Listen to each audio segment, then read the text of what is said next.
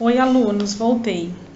Então, esse segundo texto, ele é o mesmo, tá bom? Só que aqui está pedindo para vocês procurarem na internet e ler e ouvirem. Um é o texto escrito e o outro o texto lido. Mas antes disso, nós temos o Para Saber Mais, que é o do. Aí temos informações aqui em cima. Página 25. George Perry Floyd Jr., que ele é um afro-norte-americano. Ele foi assassinado em 25 de maio deste ano, em Minneapolis, por um policial branco que se ajoelhou em seu pescoço numa abordagem por supostamente ter usado uma nota falsificada de $20 em um supermercado. O fato desencadeou protestos contra o racismo nos Estados Unidos e no mundo. Manuel Borba Gato. Ele nasceu em 1628 e morreu em 1718. Foi um bandeirante que participou da expedição chefiada por Fernão Dias, o caçador de esmeralda. Partiram em 1674 na busca de esmeraldas em Sabarabuçu. Borba Gato andou pelas cidades de Sabará e Caeté, em Minas Gerais, e acabou encontrando um filão de ouro nas minas de Sabará. O movimento dos bandeirantes ou bandeiras consistia em expedições organizadas por particulares que iam aos sertões a fim de capturar indígenas para uso de mão de obra escrava. Num segundo momento, uniram-se as expedições financiadas pela metrópole, que é Portugal, que tinham como propósito explorar o território na busca de riquezas. Os bandeirantes, em sua grande maioria, eram da região de São Paulo. Os que mais se destacaram foram Antônio Raposo Tavares, Domingos Jorge Velho, Moraes Navarro, Domingos Calheiros, Fernão Dias Pais, Manuel Borba Gato, Bartolomeu Bueno da Silva, Pascoal Moreira Cabral e André Fernandes. Em 10 de dezembro de 1948, a Assembleia Geral das Nações Unidas adotou e promulgou a Declaração Universal dos Direitos Humanos. Para saber mais e ler o documento na íntegra, entrem nesse site que tem aqui, unicef.org, Brasil, Declaração Universal dos Direitos Humanos. Então, como eu já falei, o texto 2 é o mesmo texto, só que tem a leitura do jornalista. A única coisa que seria diferente, aqui na página 27, deem uma olhada. Ele continua o mesmo texto, ele vai falar do Borba Gato, ele vai falar do Edward Colston, aqueles que eu já li para vocês. E o segundo parágrafo está escrito assim: o prefeito de Bristol, Marvin Hess, pretende fazer o mesmo. Informou que a estátua de Edward Colston será recuperada, colocada num dos museus da cidade ao lado dos cartazes de protestos e do cartaz do movimento Black Lives Matter, Vidas Negras Importam, a fim de que a história da escravidão e a luta pela igualdade racial possam ser mais bem compreendidas. Aí ele termina o texto como terminou o outro. Não seria esse o caminho para os monumentos que representam épocas e contextos? Estátuas, prédios, quadros e outros símbolos que fazem parte do patrimônio histórico têm de ser preservados, estudados para que toda a sociedade conheça, reflita e entenda os contextos de cada época e para que tais fatos não se repitam. É necessário que a cada geração solidifiquem ações que levem à igualdade entre os homens, conforme o artigo 1 da Declaração dos Direitos Humanos. Todos os seres humanos nascem livres e iguais em dignidade e direitos. São dotados de razão e consciência e devem agir em relação uns aos outros com espírito de fraternidade. Aí eles pedem para vocês encontrarem na internet esse texto, tá bom? Agora nós temos as questões 1, 2, 3 e 4, que é isso referente a essa aula por hoje, tá? Então vamos lá, vou passar rapidinho com vocês. Responda as questões abaixo com base nos textos 1 e 2, que é o mesmo texto, né, gente? Os textos apresentam predominantemente características do quê? Eles são textos narrativos. O que é uma narração? Está contando uma história. Prescritivo, o que seria isso? É um texto, uma bula de remédio, uma receita. É um texto prescritivo. Argumentativo. Ele está contando uma história, mas ele está colocando a opinião dele. E um descritivo. Então, vocês vão colocar uma das alternativas. Letra B. A linguagem do texto, ela é formal? Ela é informal ou ela é regionalista? O que vocês acham? Letra C. O texto aborda vários assuntos polêmicos, mas ele dá destaque ao quê? O principal. Ao pedido de homenagem a heróis verdadeiros, à morte do norte-americano George Floyd, ao ataque às estátuas em lugares públicos, às manifestações antirracistas solicitando a justiça. Então, qual que é o assunto principal do texto? Leiam de novo, ouçam a gravação, aí depois vocês coloquem aqui.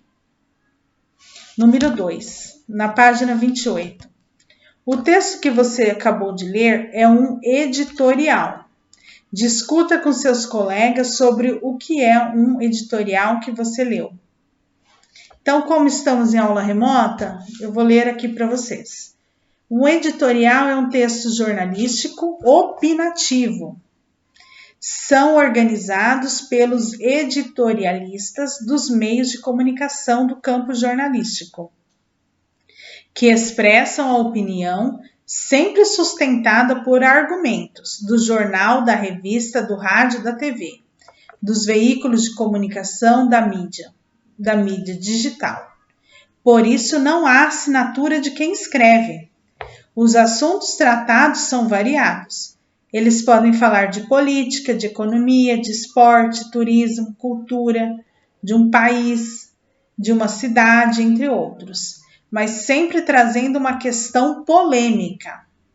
A linguagem é clara, objetiva e formal e segue a norma padrão da língua portuguesa. Então, se vocês prestarem bastante atenção, já dá para vocês responderem a questão B e a 1 também, né? A 1A e a 1B. Agora, número 3. Retome os textos 1 e 2, em que se assemelham e em que diferem. E aí, no que eles são parecidos e o que eles diferem? Justifique as diferenças apontadas nos dois textos. Tem diferença? Como eu falei que o texto é o mesmo, aí vocês vão pensar e vão escrever. 4.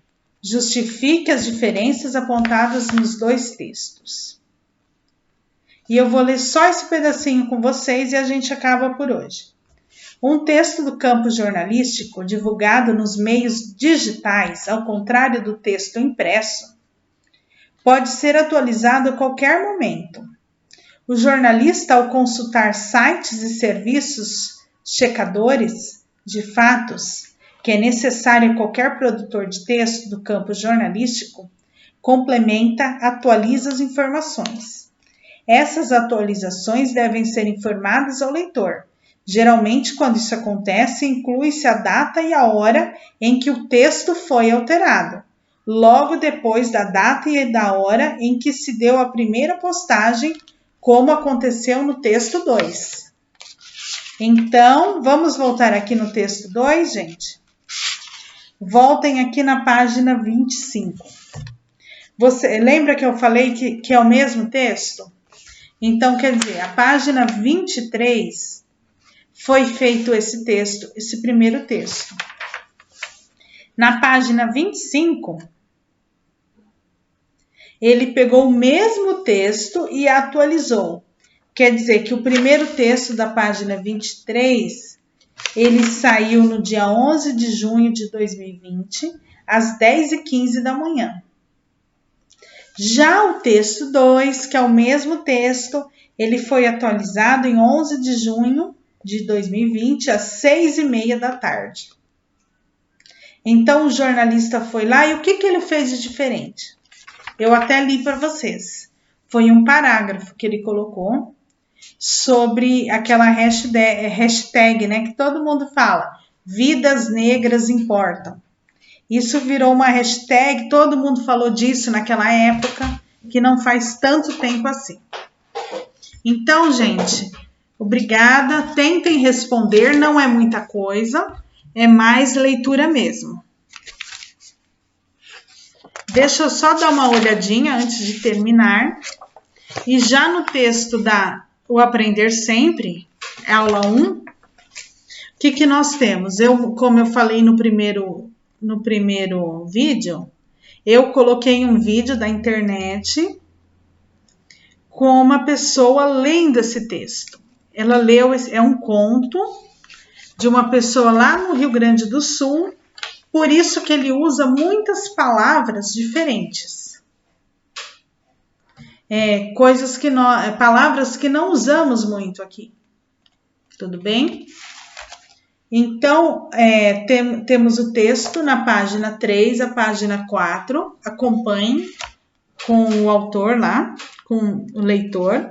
E a página 5. Eu vou dar uma breve passada aqui nas questões para vocês conseguirem fazer. No texto lido, há palavras que podem causar estranheza ao significado. Anote as expressões cujos significados você desconhece.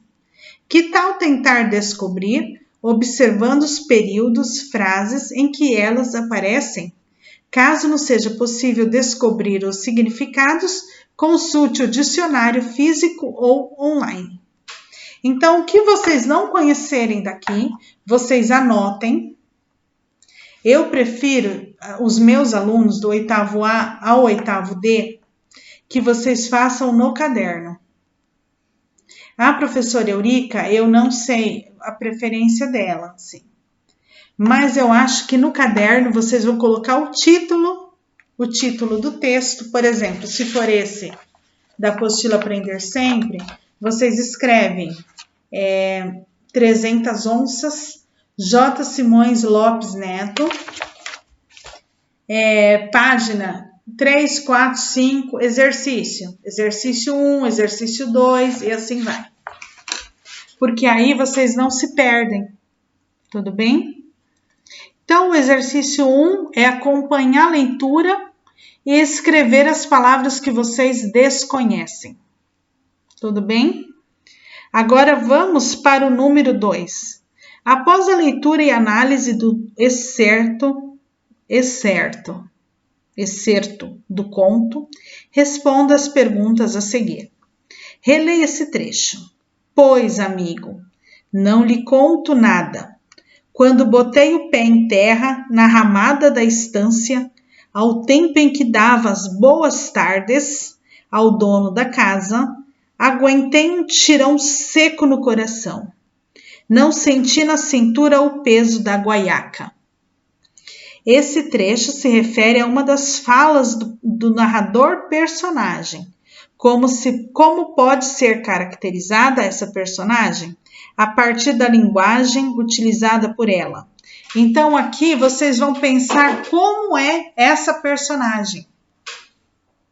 só por essa fala. Como vocês acham que é esse homem? Ele é um homem? Ele é uma mulher? Qual é a característica? Ele é uma boa pessoa? O que será que ele faz da vida? Então, vocês vão contando um pouco. Letra B, página 6. Pelas características da personagem que narra a história, em que lugar do Brasil se passam os fatos narrados? Justifique. Bom, eu já falei, né? Mas vocês tentem, pela leitura, saber mais. Tudo bem? Letra C. Que palavras ou expressões do texto permitem chegar à conclusão de que Cusco brasino se refere a esse animal? Como o animal é descrito? Que animal é esse, gente? Então, vocês acompanhem e tentem responder. Número 3. Vamos analisar os elementos que constituem a estrutura do conto. Que lugar que acontece isso? É na cidade? É no campo? Tem um lugar, fala o nome da cidade? É no Brasil? É fora do Brasil? Tá, tudo isso. O tempo. Quando se passou essa história?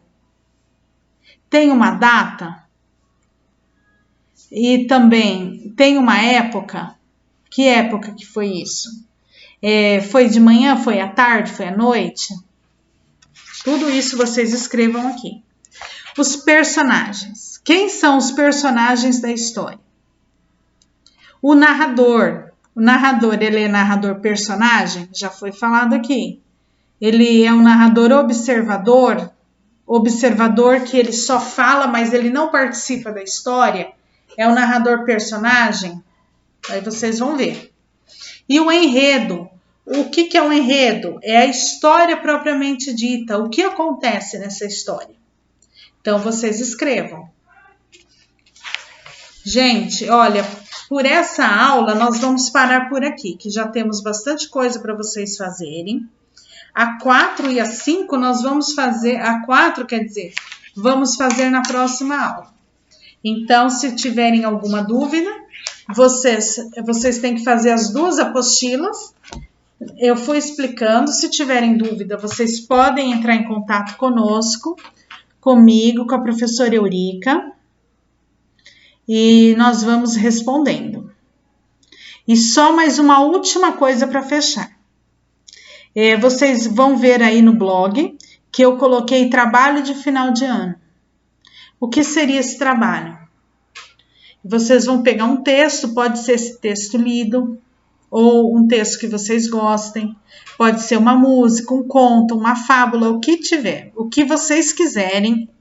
Podem fazer individual, podem fazer coletivo, que já veio essa pergunta.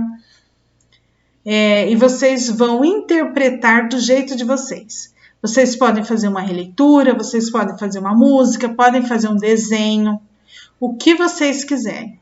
Uma dança sobre aquele texto.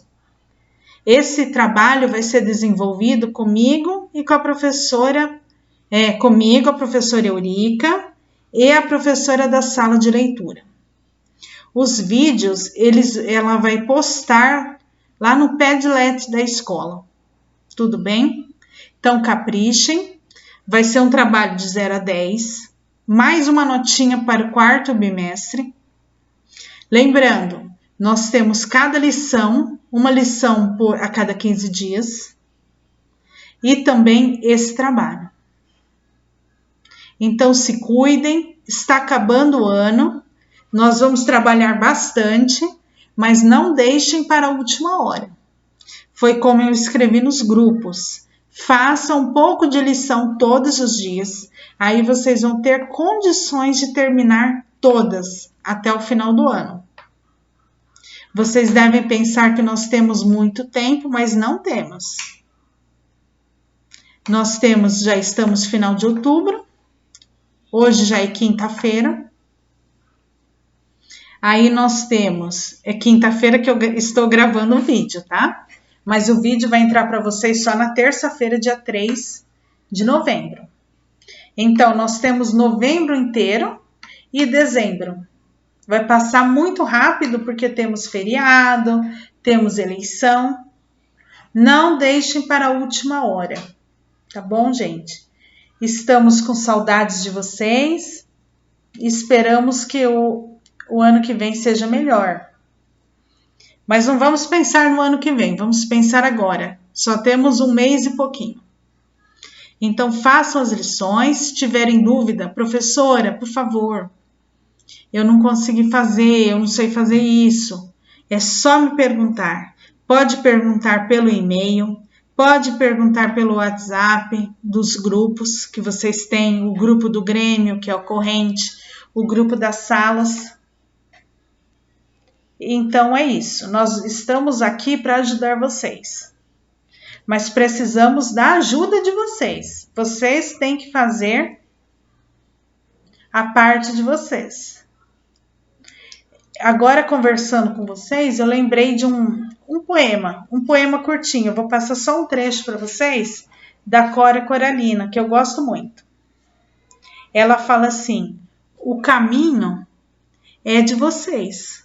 Uma pessoa pode andar junto com vocês, mas ninguém pode fazer por vocês. Então, quer dizer, a gente pode dar mão, pode fazer com vocês, mas a lição vocês que têm que fazer, porque o aprendizado é de cada um. Então, um grande beijo, fiquem com Deus. Dúvidas é só nos ligar.